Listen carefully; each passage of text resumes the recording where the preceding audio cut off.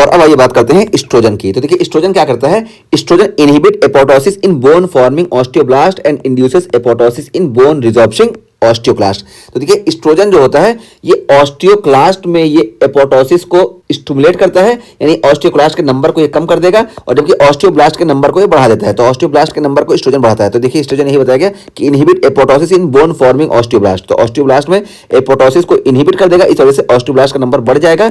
जबकि क्या करेगा, इंड्यूस एपोप्टोसिस, यहाँ पे एपोप्टोसिस को इंड्यूस करेगा, इस वजह से ऑस्टियोक्लास्ट का नंबर कम हो जाएगा। तो देखिए इसका नंबर ज्यादा हो गया, तो इस वजह से हमको बोन फॉर्मेशन ज्यादा देखने को मिलेगा, और देखिए इसका नंबर कम हो गया, इस वजह से हमको बोन रिजॉर्प्शन कम देखने को मिलेगा। ठीक है, तो ये हो गया हमारा एस्ट्रोजन का काम। और देखिए फिर बताया गया कि causes closure of epiphyseal plate during puberty. तो प्यूबर्टी पे जो एपिफिशियल प्लेट होती है लॉन्ग बोन में, इस एपिफिशियल प्लेट में यहाँ पे जो ग्रोथ प्लेट होता है इसके क्लोजर में रोल प्ले करता है, क्योंकि यहाँ पे ये ऑस्टियोब्लास्ट की एक्टिविटी को बढ़ा देगा, क्लास की कम कर देगा, इस वजह से ये जो ग्रोथ प्लेट है या एपिफिशियल प्लेट है ये क्लोज हो जाएगा। और उसको फिर देखिए बताएगा कि एस्ट्रोजन डिफिशिएंसी में क्या होगा। एस्ट्रोजन डिफिशिएंसी में क्या होगा कि ऑस्टियोब्लास्ट का नंबर जो होगा ये कम होने लगेगा, क्योंकि ये एपोप्टोसिस जो इनहिबिट थी अब यहाँ पे एपोप्टोसिस ज्यादा होगी, और ये ऑस्टियोक्लास्ट में जो एपोप्टोसिस हो रही थी अब एपोप्टोसिस नहीं होगी, इस वजह से इसका नंबर ज्यादा हो जाएगा। ठीक है, तो देखिए यहाँ पे बोन फॉर्मेशन कम होगा और बोन रिजॉर्प्शन ज्यादा होने लगेगा। तो इस वजह से बताया गया कि एस्ट्रोजन डिफिशिएंसी की कंडीशन में हमको increase cycle of remodelling and bone resorption. तो साइकिलिंग ऑफ रीमॉडलिंग और बोन रिजॉर्प्शन हमको ज्यादा देखने को मिलेगा। इस वजह से क्या होगा, increase risk of osteoporosis, osteoporosis का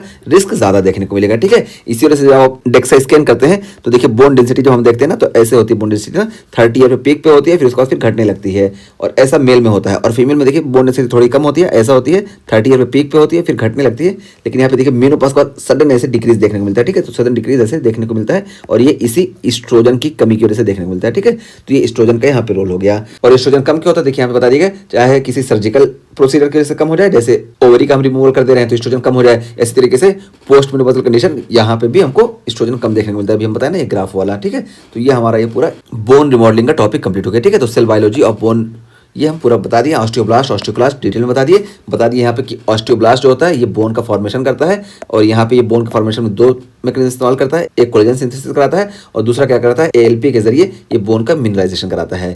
इसी वजह से ऑस्टियोब्लास्ट की एक्टिविटी को हम मेजर करने के लिए बोन में एलपी का लेवल देखते हैं, और इसी तरीके से प्रोपेप्टाइड ऑफ टाइप 1 प्रोकोलेजन चेक करते हैं। और जबकि हम बात की ऑस्टियोक्लास्ट की, तो ऑस्टियोक्लास्ट क्रश यानी डिसॉल्व कराता है बोन को, और ये देखिए ऑस्टियोक्लास्ट जो होता है ये H+ का सिक्रेशन कराता है और ये कोलेजनेज का सिक्रेशन कराता है। ठीक है, तो ये दोनों जो होते हैं बोन को रिजॉर्प्शन कराते हैं।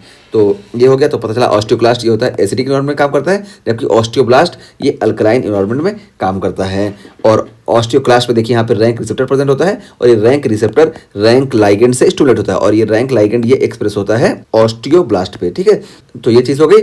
और ये रैंक लाइगेंड जो है ये ओपीजी ऑस्टियोप्रोटेग्रिन से ब्लॉक हो जाता है, और जब इससे ब्लॉक हो जाएगा तो ये इसके बीच का इंटरेक्शन नहीं होगा, इस वजह से बोन का जो रिजॉर्प्शन है ये कम हो जाता है। ये यहाँ पे बताया गया। और उसका फिर हम बताया कि पैराथायराइड हार्मोन, तो देखिए पैराथायराइड हार्मोन जब लो या इंटरमीडिएट रहेगा तो ये सिर्फ ऑस्टियोब्लास्ट पे वर्क कर पाता है, और जब ऑस्टियोब्लास्ट पे सिर्फ वर्क करेगा ऑस्टियोक्लास्ट पे नहीं वर्क करेगा, इस वजह से हमको एनाबॉलिक इफेक्ट देखने को मिलता है बोन में। और जबकि जब ये पैराथायराइड हार्मोन बहुत ज्यादा हो जाता है, जब बहुत ज्यादा हो जाता है, क्रोनिक हो जाता है, तो ये ऑस्टियोब्लास्ट को बहुत ज्यादा स्टिमुलेट करेगा, इस वजह से यहाँ पे रैंक लाइगेंड का बहुत ज्यादा फॉर्मेशन होगा, इस वजह से ऑस्टियोक्लास्ट को भी स्टिमुलेट करेगा, और यहाँ पे ऑस्टियोक्लास्ट ओवर स्टिमुलेट होने लगेंगे। इस वजह से इस कंडीशन में हमको बोन का बहुत ज्यादा रिजॉर्प्शन देखने को मिलेगा, और हमको ऑस्टियोइटिस फाइब्रोसा सिस्टिका देखने को मिलेगा, जिसको हम ब्राउन ट्यूमर बोलते हैं। और यही पैराथायराइड हार्मोन वाला देखिए, पैराथायराइड हार्मोन का जहाँ पे एंडोक्राइन फिजियोलॉजी की बात करके आते हैं वहाँ पे भी देखिए यही चीज़ दी है, और यहाँ पे देखिए सारी चीज़ें जो हम अभी बताएं वहाँ पे भी वही बताया गया है। और ये देखिए ये वाली लाइन देखिए हम वहाँ पे अच्छे से नहीं एक्सप्लेन किए थे। ये देखिए यहाँ पे पैराथायराइड हार्मोन क्या कराता है कि ये बोन रिजॉर्प्शन कराता है। ठीक है, तो पैराथायराइड हार्मोन बोन रिजॉर्प्शन कराता है, लेकिन अगर इंटरमीडिएट पैराथायराइड हार्मोन रिलीज है या इसी तरीके से बहुत लो पैराथायराइड है तो ये क्या कराता है, बोन फॉर्मेशन कराता है। ठीक है, तो ज़्यादा पैराथायराइड हार्मोन है तो ये बोन रिजॉर्प्शन कराता है, लेकिन इंटरमीडिएट है या बहुत कम है तो ये बोन फॉर्मेशन कराता है। तो यहाँ पे भी बताया गया कि ये एनाबॉलिक इफेक्ट दिखाता है अगर लो या इंटरमीडिएट है। ठीक है, तो यहाँ पे ये चीज़ हो गई। और फिर उसके बाद हम एस्ट्रोजन की बताया कि एस्ट्रोजन जो होता है ये इसके नंबर को बढ़ा देता है, क्योंकि इसमें एपोप्टोसिस को इनहिबिट कर देता है, और इसके नंबर को कम कर देता है, क्योंकि यहाँ पे एपोप्टोसिस को स्टिमुलेट कर देता है। इस वजह से बोन फॉर्मेशन ज़्यादा कराता है और बोन रिजॉर्प्शन कम कर देता है। लेकिन जब एस्ट्रोजन की कमी देखने को मिलेगी तो यही उल्टा हो जाएगा, इस वजह से हमको रिस्क ऑफ ऑस्टियोपोरोसिस बहुत ज़्यादा देखने को मिलती है। और एस्ट्रोजन की कमी की वजह से अगर हमको ऑस्टियोपोरोसिस देखने को मिली तो हम बिसफॉस्फोनेट वगैरह ये देते हैं, क्योंकि ये ड्रग ऑफ चॉइस है।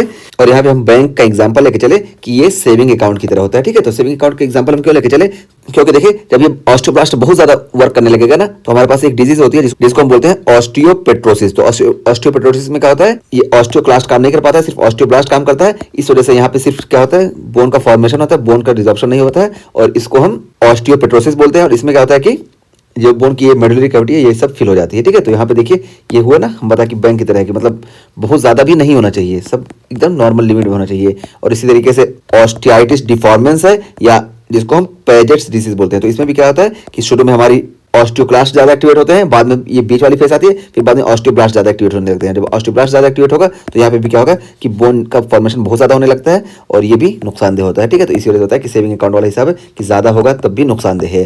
इसी तरीके से अगर हम कम का एग्जाम्पल लेके चले तो देखिए ऑस्टियोपोरोसिस है। ऑस्टियोपोरोसिस में क्या होता है कि ऑस्टियोक्लास्ट बहुत ज़्यादा वर्क करने लगता है, इस वजह से क्या होता है कि बोन में हमको पोरस कंडीशन देखने को मिलती है और बोन वीक हो जाती है। तो ये हमारा पूरा सेल बायोलॉजी का पूरा अच्छे से टॉपिक कंप्लीट हो गया।